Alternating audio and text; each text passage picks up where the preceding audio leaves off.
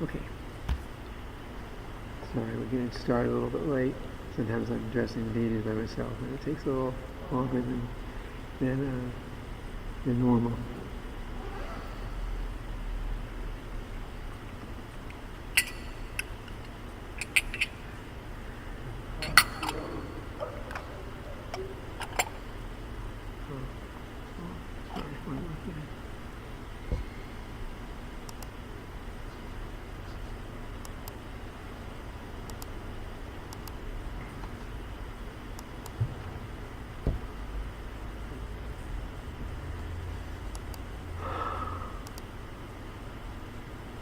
Okay. Jaya Radha Madhava Kunja Bihari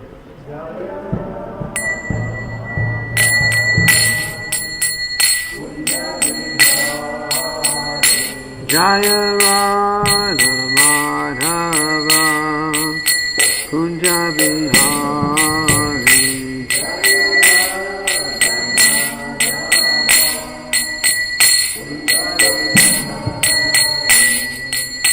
Vijana Ballabha Girivaradhari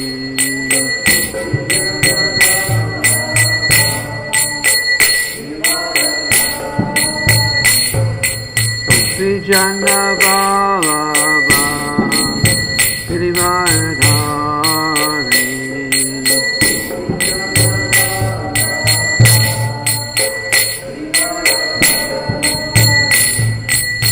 Yashoda Nandana Braja Jana Ranjana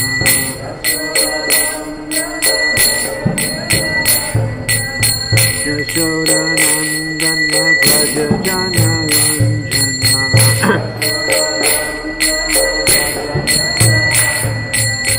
Yamuna Tira Vanachari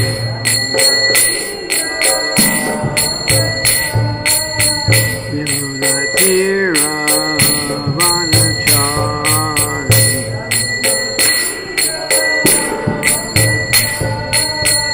Jaya Radha Madhava Kunja Bihari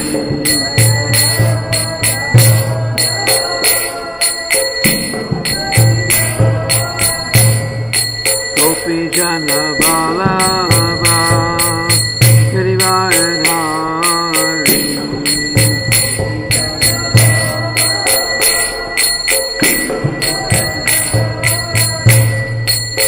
Yashoda Nandana Braja Jana Ranjana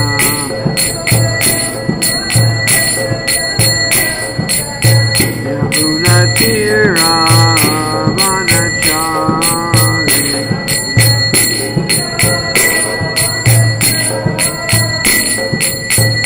Hare Krishna, Hare Krishna, Krishna Krishna, Hare Hare, Hare Rama, Hare Rama, Rama Rama, Hare Hare.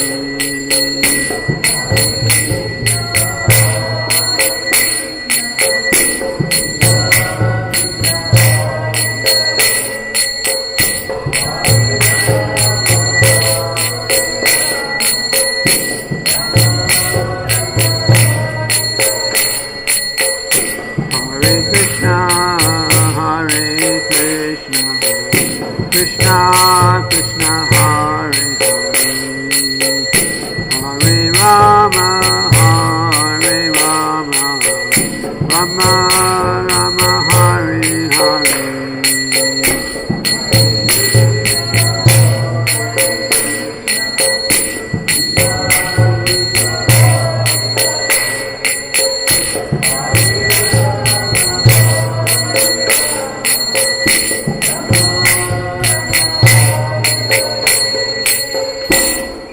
Srila Prabhupada ki jai.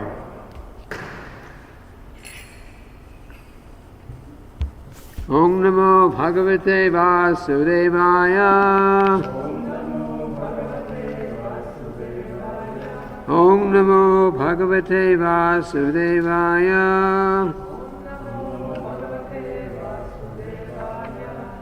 Om Namo Bhagavate Vasudevaya.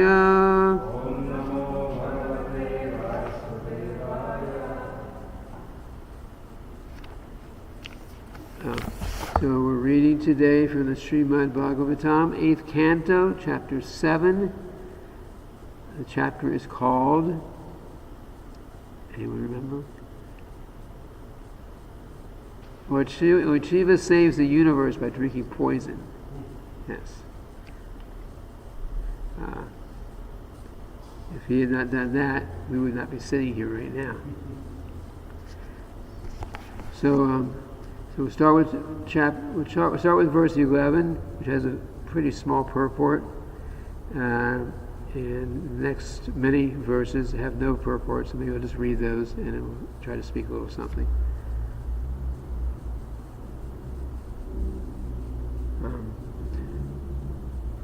Tatasuran avishad asurena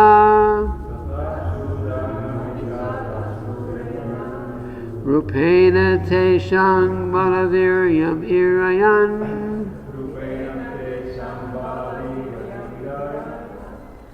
Udipayan deva ganans cha vishnur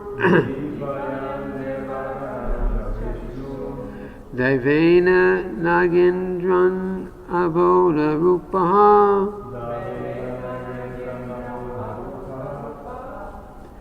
Tatasaran avishad asurena Rupena teshang valaviryam irayan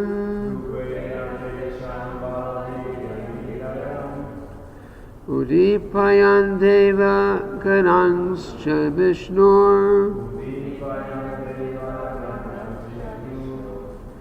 Daivena nagindram aboda rupaha Tatasaran avishad asurena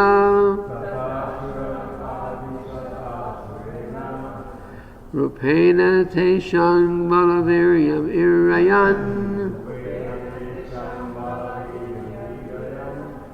Udipayan deva ganans cha vishnur Daivena nagindram aboda rupaha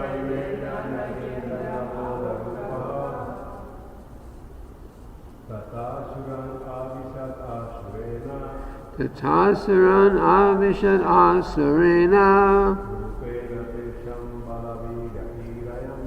Rupena teshang balaviryam irayan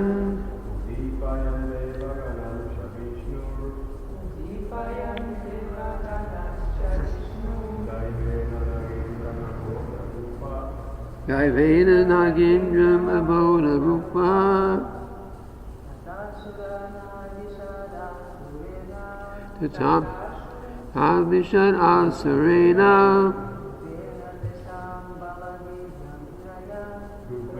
Teshang balaviryam irayan Udipayan deva ganans cha vishnur Daivena nagindram aboda rupaha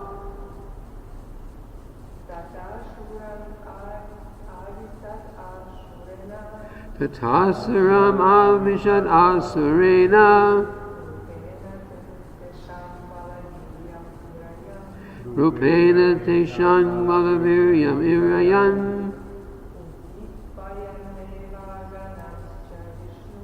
Udipayan deva ganans cha vishnur Daivena nagindram aboda rupaha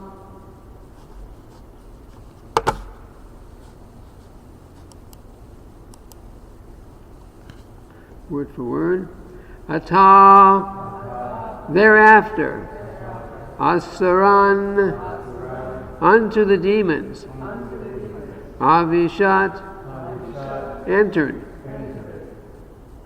Asurena, by the quality of passion. Rupena, in such a form, Tesham, of them, Balaviryam,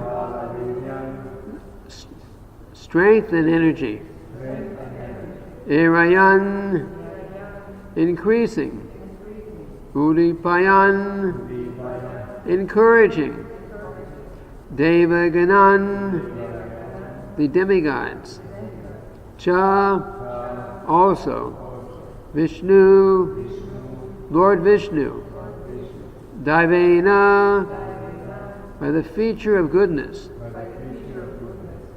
Naga Indram, unto the king of the serpents, Vasuki,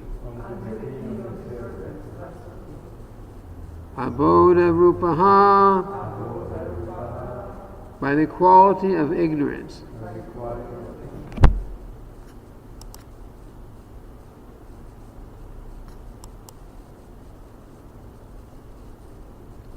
Thereafter, Lord Vishnu entered the demons as the quality of passion, the demigods as the quality of goodness, and Vasuki as the quality of ignorance, to encourage them and increase their various types of strength and energy.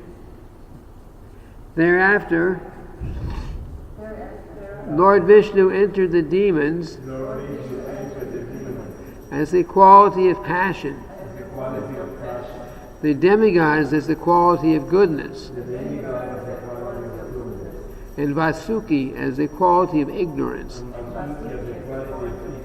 to encourage them and increase their various types of strength and energy.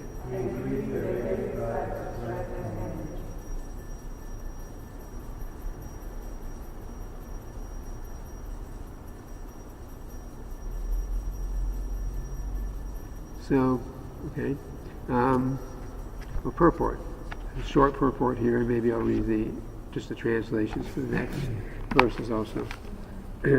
Purport. Everyone in this material world is under different modes of material nature. There were 3 different parties in the churning of the Mandara mountain: the demigods who were in the mode of goodness, the demons who were in the mode of passion, and the snake Vasuki who was in the mode of ignorance.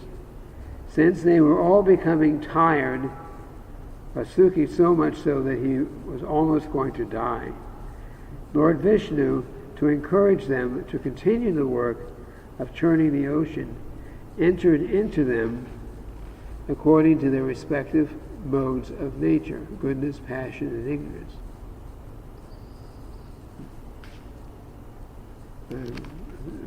Just read a few more translations and I'll try to speak something here. Next translation. Manifesting himself with thousands of hands, the Lord then appeared on the summit of Mandara mountain, like another great mountain, and held Mandara mountain with one hand. And the upper planetary systems, Lord Brahma and Lord Siva, along with Indra, the king of heaven, and other demigods, offered prayers to the Lord and showered flowers upon him. Purport. To balance Mandara mountain while it was being pulled from both sides, the Lord himself appeared on its summit like another great mountain. Lord Brahma, Lord Shiva, and King Indra then expanded themselves and showered flowers on the Lord. They expanded themselves. Yes. Yeah, these demigods can make themselves bigger or make themselves smaller. Lord Brahma on his own planet is, I'm sure, very big.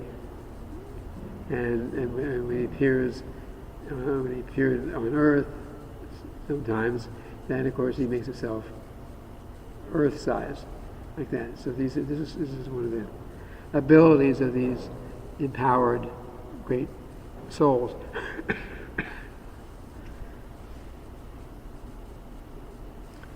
There's a few more verses and then I'll speak. The demigods and demons worked almost madly for the nectar, encouraged by the Lord, who was above and below the mountain, and who had entered the demigods and the demons, Vasuki, and the mountain itself. Because of the strength of the demigods and demons, the ocean of milk was so powerfully agitated that all the alligators in the water were very much perturbed. Nonetheless, the churning of the ocean continued in this way. Alligators are in the ocean of milk. Okay. Vasuki had thousands of eyes and mouths. This is a snake. Thousands of eyes in the mouths. From his mouths he breathed smoke and blazing fire, which affected the demons headed by Poloma, Kalea, Bali, and Ilvala. Thus the demons, who appeared like sarla trees burned by a forced fire, gradually became powerless. Because the demigods were also affected by the blazing breath of Vasuki, their bodily lusters diminished, and their garments, garlands, weapons, and faces were blackened by smoke.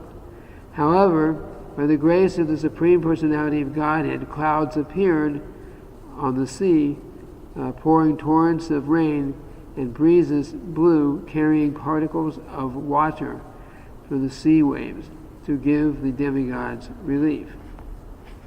When nectar did not come from the ocean of milk, despite so much endeavor by the best of the demigods and demons, the Supreme Personality of Godhead, Ajita, personally began to churn the ocean. Okay? And the Lord appeared like a blackish cloud. He was dressed with yellow garments. His earrings shone on his ears like lightning, and his hair spread over his shoulders. He wore a garland of flowers, and his eyes were pinkish. They were strong, glorious arms which award fearlessness throughout the universe. He took hold of Vasuki and began churning the ocean using Mandara mountain as a churning rod. And when engaged in this way, the Lord appeared like a beautifully situated mountain named Indranila. And one more verse. The fish, sharks, tortoises, and snakes were most agitated and perturbed. The entire ocean became turbulent, and even the large aquatic animals like whales, water elephants, crocodiles, and Timangilla fish, large whales that can swallow small whales. Timangilla fish, I guess you called it, considered it the whale category, came to the surface. While the ocean was being churned in this way, it first produced a fiercely dangerous poison called hala. Okay, let's try to speak a little bit on a couple of the purports. And actually, it's interesting here. The ocean of milk is not just an ocean with milk. It's full of sea creatures. Here, aquatic animals like whales, water elephants. You can say elephants that live in the water. Crocodiles and Timangilla fish.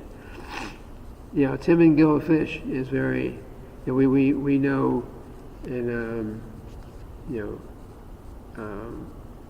archaeologists or so science areas of science they study the bones of big dinosaurs and those kind of things that existed at some point. So the bones are there, but they never mentioned the Tim and gillfish. Tim and gillfish still exist somewhere on this planet, also.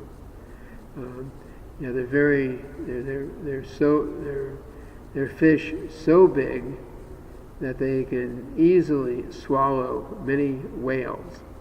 So you think of how big a whale is. Whales are the biggest animals in the sea that we know of. Tim and gillfish is big enough to swallow many of them without trouble. It's like a big fish eats, swallowing a bunch of a shark swallowing a bunch of smaller fish. So that's how big the Tim and gillfish is. It's probably I think it's the biggest creature, at least on this planet, which we don't see.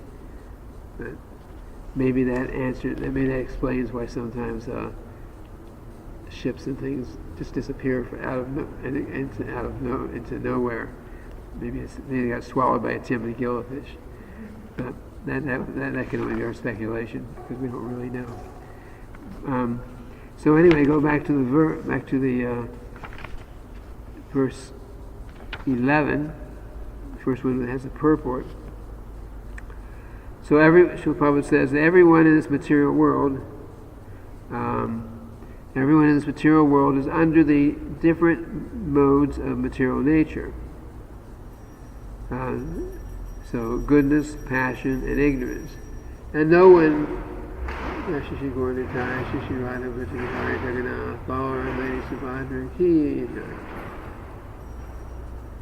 and of course no one is generally under purely goodness or purely passion or purely ignorance.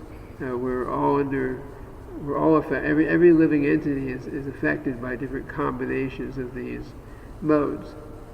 So it says that brahmanas are in the mode of goodness, but that means primarily in the mode of goodness. That means there may be some effect of ignorance. There may be some, just like a brahmana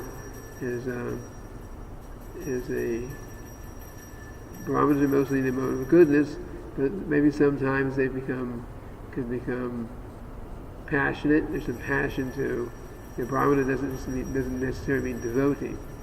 So a Brahmana may be actually aspiring, have a passion for aspiring for going to the heavenly planets or something like that, or a Brahmana may sometimes fall into the mode of ignorance, become deeply materially lamenting about something.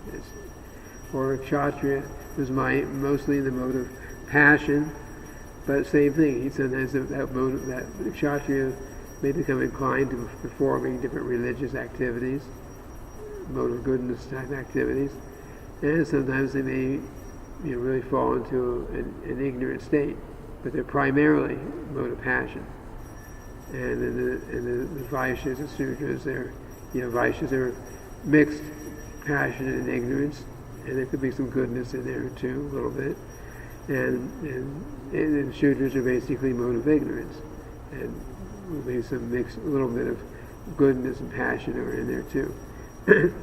And Srila Prabhupada explains, he says, why are there so many species of life? Because there's so many combinations of these different modes of material nature. He says, just like we have 3 modes of material nature, so you multiply 3 times 3 times 3 times 3, 3 times 3 is 9, times 3 is 27, times, you keep multiplying like that. So you come up, so there's 8,400,000 different species of life in the universe. Not necessarily all on this planet, but within the universe there's 8,400,000 species of life, and that's because there are that many combinations of basically desires. So we get a body according to what we desire and according to what we deserve. What we deserve, what we desire. So just like if you have just like you may desire something, maybe you don't deserve it. Say I desire to drive a Rolls-Royce car, or a, what are those other big ones? Bentley. they're out there. It costs hundreds of thousands of dollars, like that. So say I have a desire like that, but what I deserve or what I can afford, same idea in this analogy. Maybe I can get a 20-year-old Ford or something. I get something. I desire this, but I deserve this.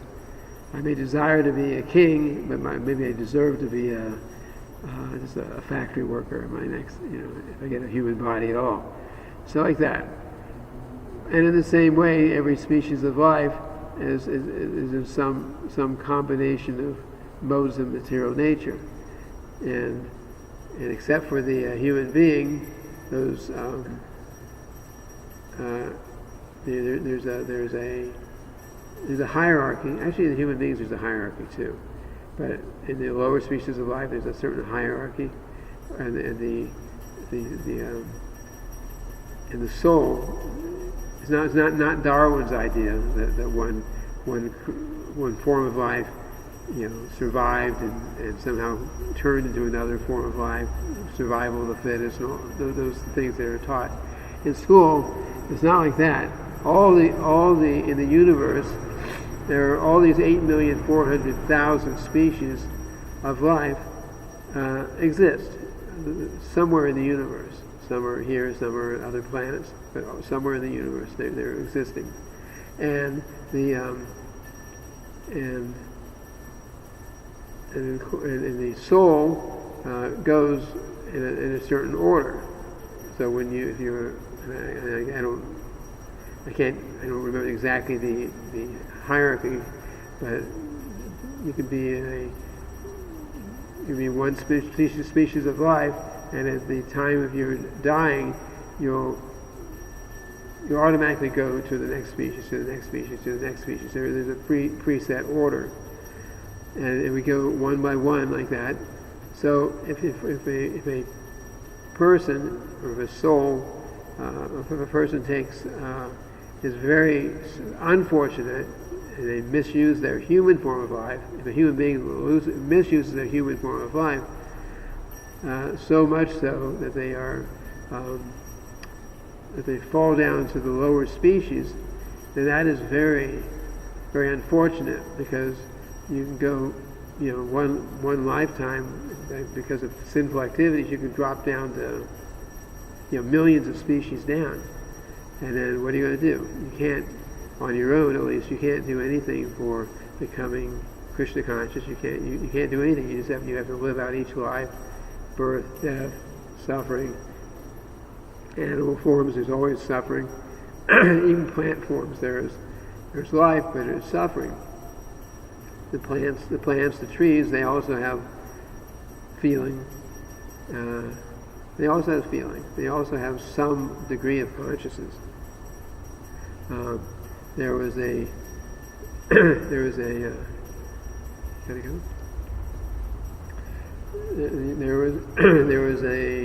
scientist, I don't remember who he was.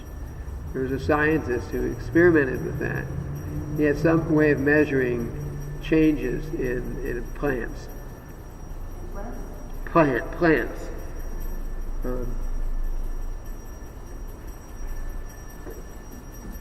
And he had some way of measuring changes. So he did things like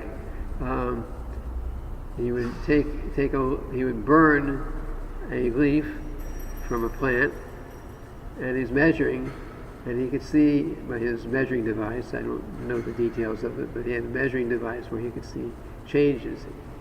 And so he would burn a leaf, and he would see the change in the plant.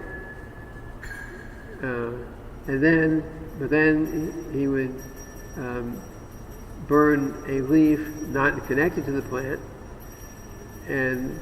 but the plant would also be affected by it. It would show the change. Or he would yell, make some certain noise, and he would see the change in the plant. Sometimes they say that plants, vegetables, and things like that grow better if there's music playing or something. These kind of things. So anyway, the point of all that is I'm not sure what his real conclusion was, but we understand that the point is that yes, there's consciousness everywhere. Every species of life has some level of consciousness. The plants have a lower consciousness, and I'm sure they have to have a fairly low consciousness, otherwise it would be completely intolerable for them to be in the condition the plants are in. You imagine being in a tree and you're out there and you have burning hot sun on you all day. You can't get shelter. People go under the trees to get shelter, but the tree itself is scorched, and you can't get the shelter of anywhere. And then there's rain, and then there's wind and storms. But the trees, we run inside if there's a hurricane coming. If a hurricane comes, the tree gets just blown over, gets uprooted sometimes. Of course, they can't do anything. Or someone comes along and just cuts down millions of trees for paper and things they use trees for. So it's a miserable condition of life, and they have consciousness, but their consciousness must be pretty low, otherwise they would completely wouldn't be able to tolerate it. Same thing with the animals. They have they have certain consciousness, and they suffer, but they don't. Just like Srila Prabhupada tells about the pigs, the hogs. They find their favorite dish is something we would normally find in a toilet. They love stool and so on. They love it, and of course a human being would say that that's disgusting, but that they enjoy it. And why? Because their consciousness, because as a punishment, they have a very, very low consciousness, and therefore they're thinking that this is actually great enjoyment, eating in this way. But the other side of that, having that low consciousness, is that it's also low consciousness that they have no way of understanding or even aspiring to understand anything about spiritual life. So the plants and the animals, they're so much in the mode of ignorance.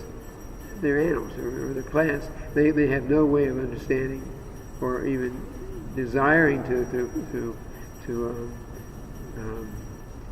understand anything about what life is about. That's the punishment. Only when one gradually gets to the point of human life, gets at least a little bit of motive, at least a little mode of passion. If one's in the mode of ignorance completely, and it doesn't change, then he can easily fall back down to the lower species. So human beings should, at least in the mode of passion, can try for something better, at least materially, a better situation. So if for those souls which are actually the minority in the world, those souls that get human bodies, there's a lot of humans, but there's a lot more lower species. So those souls who have the good fortune to get a human body need to take up spiritual life. If we have get a human body and we simply use it for low class, degraded animalistic activities, then it's a waste. Just like that song we were singing yesterday, where Chaitanya is calling out, "Wake up, sleeping souls! Wake up, sleeping souls! You're wasting you're wasting your life in this way." So Lord Chaitanya was begging everyone to just don't waste your life. Spend your time chanting the holy names of the Lord.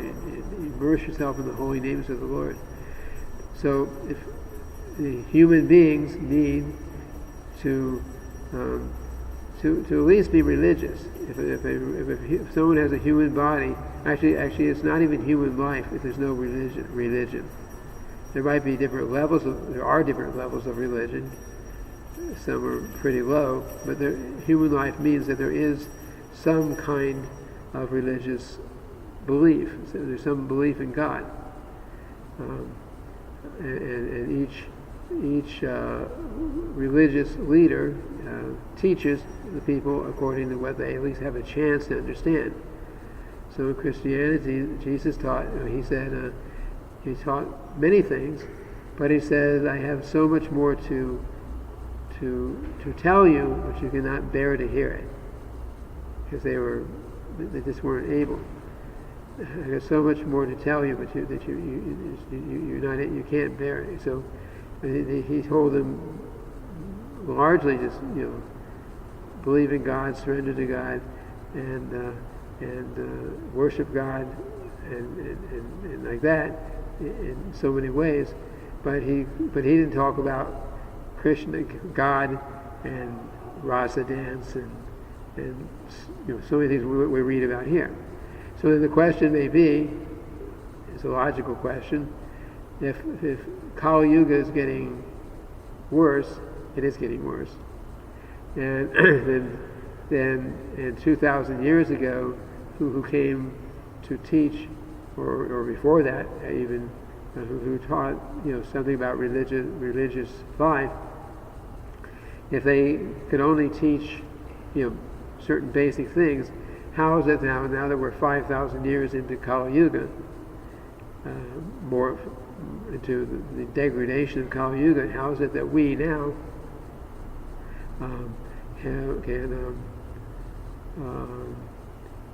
we're actually here studying Srimad-bhagavatam. This is much higher knowledge than was ever available in the thousands of years ago, and yet Kali Yuga is more advanced than it was those thousands of years ago. And the answer is that it's because of Lord Chaitanya. Lord Chaitanya actually gave this opportunity. Lord Chaitanya gave the method for this age, the chanting the holy names of the Lord, which actually is hinted at in every religion, but he really emphasized chanting the holy names of the Lord. And our process is such that if we that no matter how low we are, if we are chanting the holy names of the Lord, or if we are doing anything which is part of the spiritual program, taking prasadam, everyone likes prasadam, so we take prasadam, we chant the holy names of the Lord, we see the deities, we do some service for the deities. We go then that in that way, someone who's already living a very, very low life, which at least I came from there for sure, has every opportunity, even in this degraded age of Kali Yuga, to elevate ourselves to the highest platform. This is because of what Lord Chaitanya gave. So in that way we get the highest knowledge, the highest benefit, more so than what was available by the other different religious leaders that had come in the past. So it's actually 8:28. So maybe I stop. Any questions, comments? Is there any quote or evidence that he did anything in this plan? There are many universal, just like there are universal devatas, there are also universal animals, like the cousins of the one we have here. Uh-huh. The cousins, but they are animals of the highest plans. So we have the way of the highest plan is in I believe I've read it. It's somewhere in Srila Prabhupada's writings. I'll look it up. I'm not, as far as I understood that such fish do exist on this planet, somewhere out in the deep part of the Pacific Ocean or something.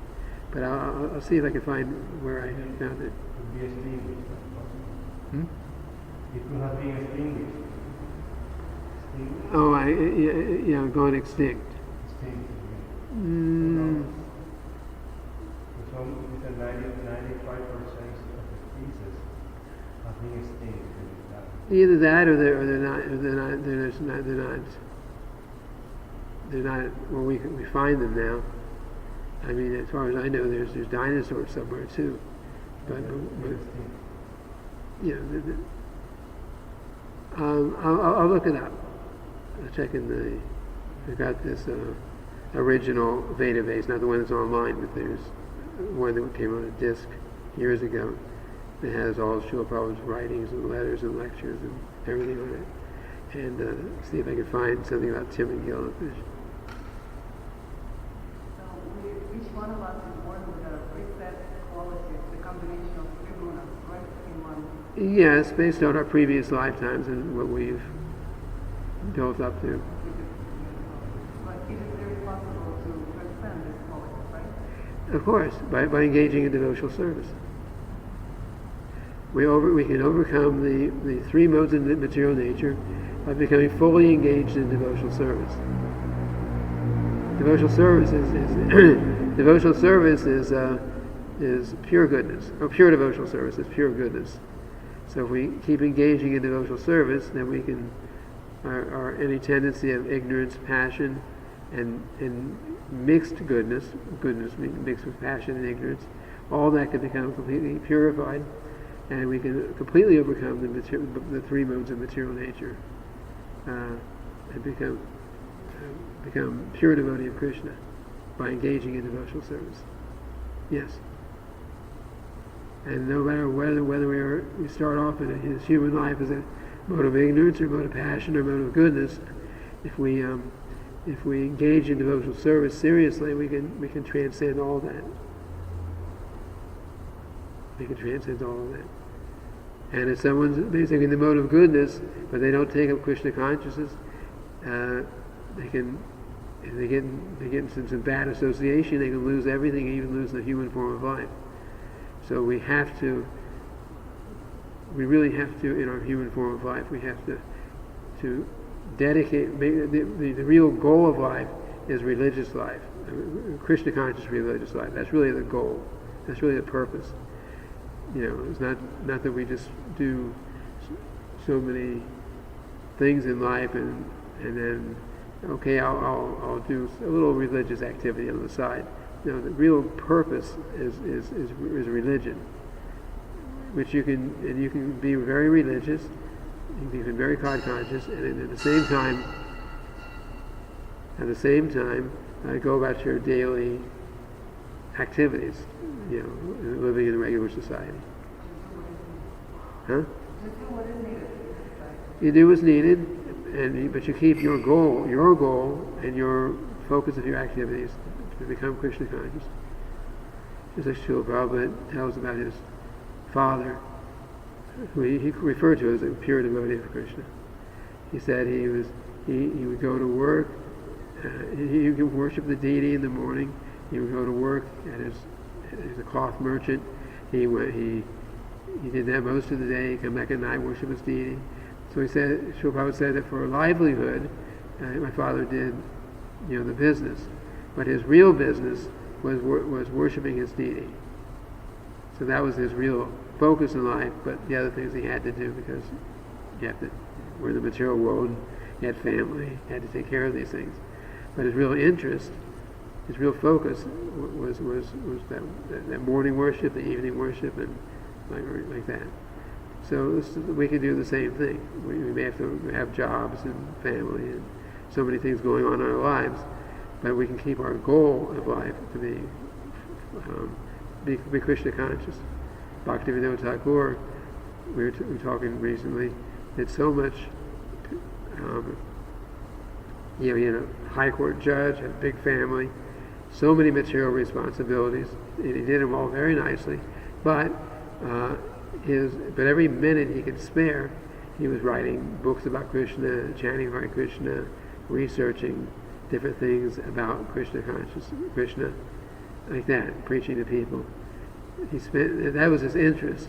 But these other things he did, took care of everything. But his real goal was Krishna consciousness. So we'll end here and continue with verse 19 tomorrow. Srila Prabhupada Ki Jai.